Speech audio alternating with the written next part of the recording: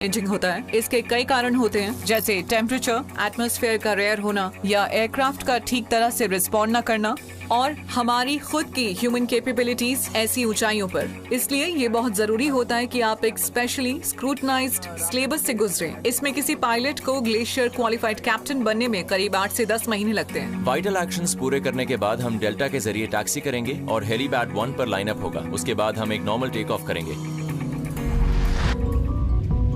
हालांकि थ्योरी भी इंपॉर्टेंट है, लेकिन हैंड्स ऑन एक्सपीरियंस का कोई सब्स्टिट्यूट नहीं होता है।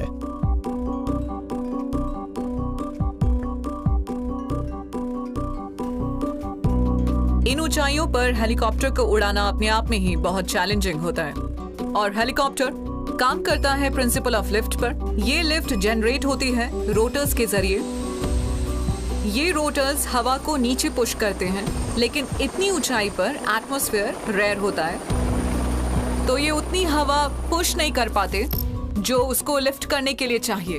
तो ऐसे में पूरी पावर चाहिए होती है इंजन की टू लिफ्ट और स्किल चाहिए होती है पायलट की to take of.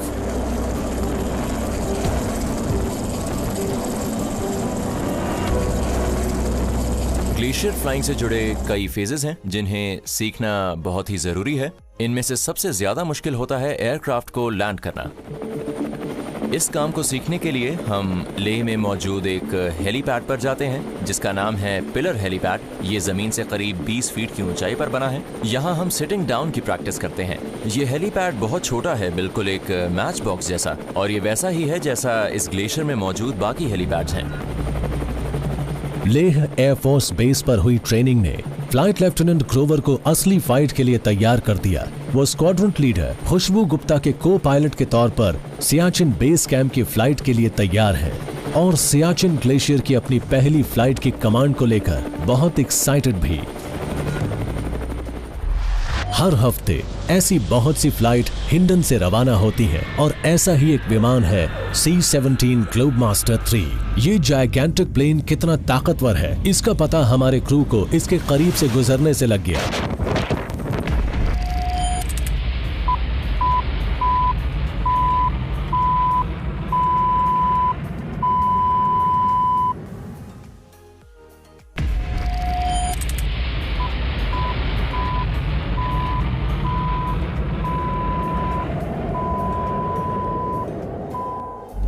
Hindon air force base, Ghaziabad, Uttar Pradesh. ऊंचाई 700 फीट।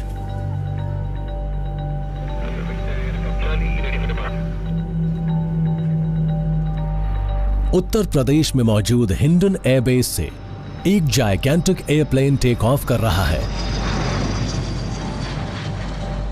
इसमें 77 टन मटेरियल और सप्लाईज है। इसकी मंजिल है लेह, लद्दाख। सियाचिन ग्लेशियर की हिफाजत करने वाले इंडियन सोल्जर्स के लिए ये एक लाइफलाइन है और हर हफ्ते ऐसी बहुत सी फ्लाइट्स यहां से रवाना होती है। यानी कि ये C-17 ग्लोबमास्टर 3 और ये जायगेंटिक प्लेन कितना दमदार है, इसका पता इसके करीब से गुजरने के बाद लग गया। बोइंग C-17 इंडियन एयरफोर्स का सबसे वर्सेटाइल कार्गो एयरक्राफ्ट है। इसका वजन 128 टन है और इसकी टेल टी शेप वाली है। इसमें 4 जेट इंजन है और ये 77 टन लोड ले जा सकता है। इसलिए ये ग्लोबमास्टर 100 से ज्यादा सोल्जर्स, सप्लाईज और यहां तक कि आर्मर्ड व्हीकल्स को भी कैरी कर सकता है। C-17 के pilot wing commander Rahul Singh high altitude air maintenance की जरूरतों को अच्छी तरह से जानते हैं। C-17 आज इंडियन एयरफोर्स में मौजूद सबसे केपेबल मिलिट्री कार्गो प्लेन है। ये बहुत केपेबल प्लेन है। इसमें फ्लाई बाय वायर वाली लेटेस्ट टेक्नोलॉजी इस्तेमाल हुई है। ये करीब 75 टन वजन ले जा सकता है, जो कि एक बहुत ही बड़ी फिगर है, यानी करीब 75,000 किलो। ये किसी टैंक को, साथ में दूसरे हैवी व्हीकल्स को या फिर बहुत जरूरी चीजों को भी लाद कर ले जा सकता है। जब प्रेशर ज्यादा हो तब यह बड़ा सा प्लेन कामयाबी और नाकामी के बीच का फर्क तय करता है। मैं एक मिसाल के जरिए आपको समझाता हूँ। मान लीजिए 45 टन लोड दिल्ली से लेह तक पहुंचाना है, तो बाय रोड इसके लिए करीब 25 ट्रक्स चाहिए होंगे, बहुत सी मैन पावर और करीब 1 हफ्ते का टाइम चाहिए होगा।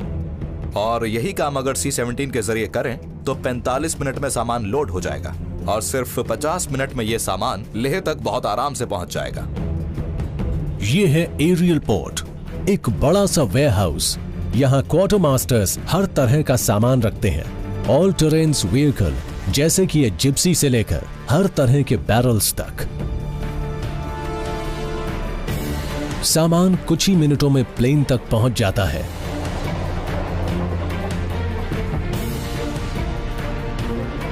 लोग बड़ी एफिशिएंसी से काम करते हैं और कोई वर्क गैंग 1 घंटे से भी कम में किसी ग्लोब मास्टर को लोड कर सकता है। C-17 को लोड करना एक बात है, लेकिन इस जायगेंटिक प्लेन को लेह तक ले जाना दूसरी बात है। हाई ऑल्टीट्यूड फ्लाइंग टेक्निक्स सीखने के लिए पायलट कॉकपिट का फील्ड ऑफ व्यू 225 डिग्री का होता है, यानी असली C-17 के जैसा। ट्रेनीज को मौसम, हवा। आप देख सकते हैं कि हम फ्लाइट के दौरान रुके हुए हैं। हम लेह के ऊपर करीब 14,500 फुट की ऊंचाई पर हैं। इस तरह आपको हमारी उड़ान वाले इलाके की एकदम सही पिक्चर मिल जाएगी। कैसा मौसम होगा यह पता चलेगा और इससे एक एड ऑन होगा आपकी ट्रेनिंग वैल्यू में। लेह के अलावा C-17 थॉइस में भी लैंड करता है, यानी एयरफोर्स का northern most base for large planes. Thoise short form है transit halt of Indian soldier on route की। यहां C-17 फील्ड को शेयर करता है एयरफोर्स के rotary wing workhorse Mi-17 V5 के साथ। Mi-17 एक हैवी ड्यूटी हेलीकॉप्टर है जिसे एक गनशिप या एक ट्रांसपोर्ट के तौर पर कॉन्फ़िगर किया जा सकता है। 2 इंजन वाला ये क्राफ्ट 36 एडिक्वेटली आर्म्ड पर्सनल ले जा सकता है या फिर कम ऑल्टीट्यूड पर 4 टन मटेरियल भी। Mi-17s 20,000 फुट की ऊंचाई तक जा सकते हैं, यानी ये सियाचिन के लिए बिल्कुल परफेक्ट है। लेकिन थिन एयर में ये सिर्फ कम वजन लेकर ही जा सकते हैं।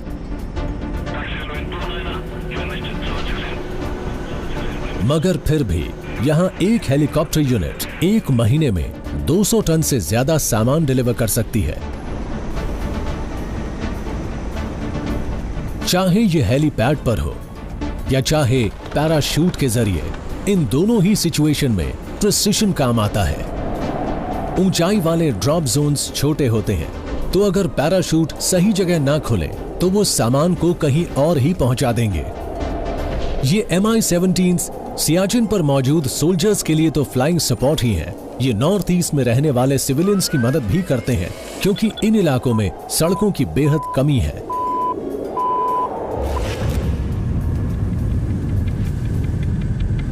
इस इलाके का टेरेन सियाचिन के मुकाबले कम स्टीप है,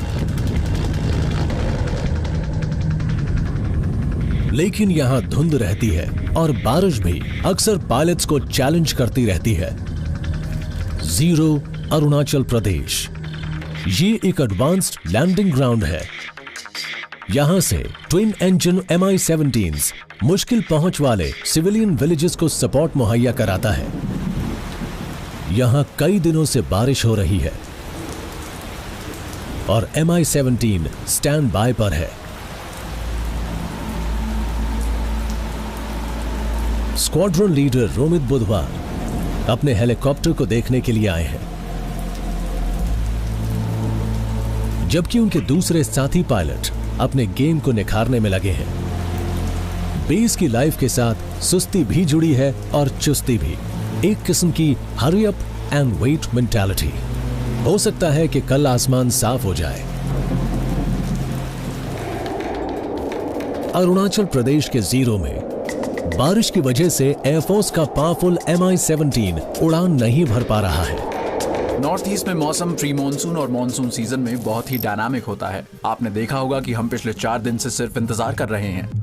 बारिश भी हो रही थी और बादल भी नीचे थे, पर आज 5वें दिन मौसम थोड़ा खुला है, बादल ऊंचाई पर है और हवा काफी तेज चल रही है। स्क्वाड्रन लीडर बुधवार ने मौसम में सुधार का फायदा उठाने की कोशिश की है ताकि इंतजार कर रहे आम लोगों तक सामान पहुंचाया जा सके।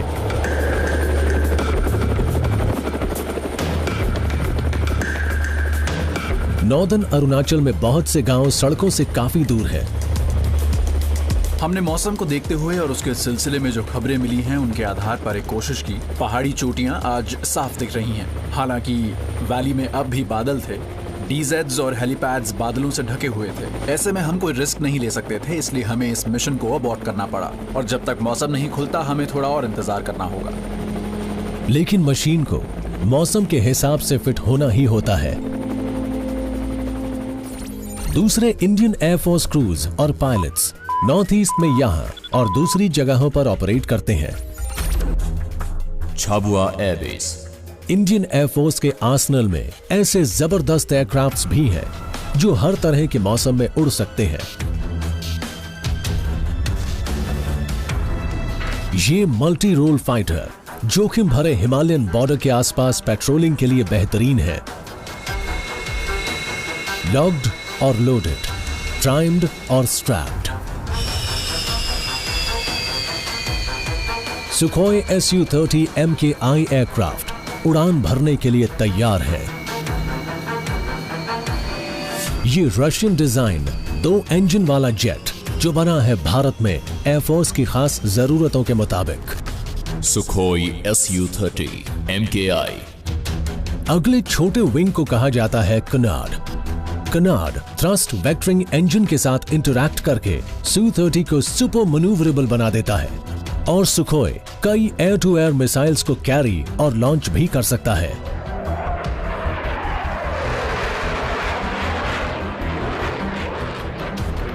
कॉम्बैट में Su-30 दुश्मन को दहला देता है। इसके रेडार सिस्टम्स सैकड़ों किलोमीटर दूर से ही अपनी तरफ आते किसी एयरक्राफ्ट का पता लगा सकते हैं।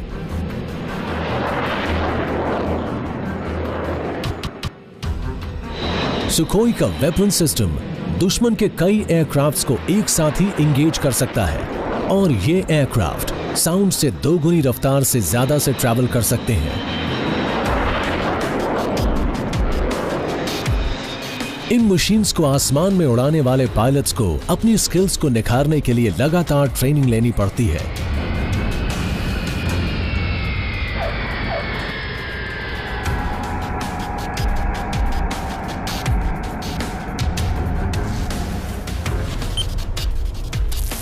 फ्लाइट लेफ्टिनेंट नीलेश शेंडोकर जब आसमान में नहीं उड़ रहे होते तो ये जमीन पर अपनी रॉयल एनफील्ड की उड़ान भरते हैं।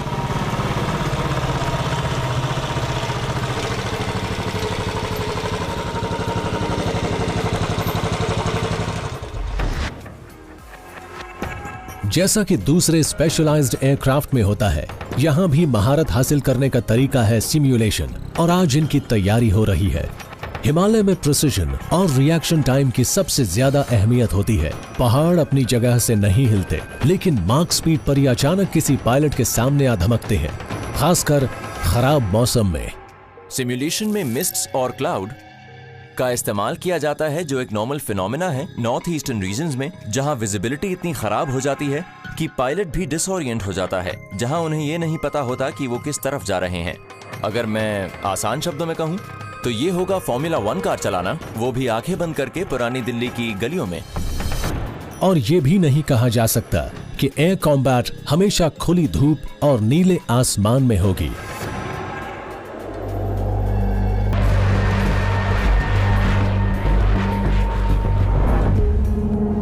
इसी बीच जीरो में खराब मौसम के कारण हेलीकॉप्टर क्रूज उड़ान नहीं भर पा रहे हैं। तभी अचानक मौसम में सुधार होता है।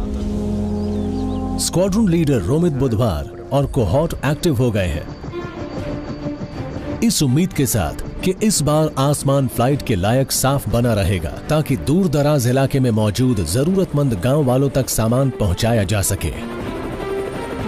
ड्रॉप जोन के साइज बहुत ही छोटे और लिमिटेड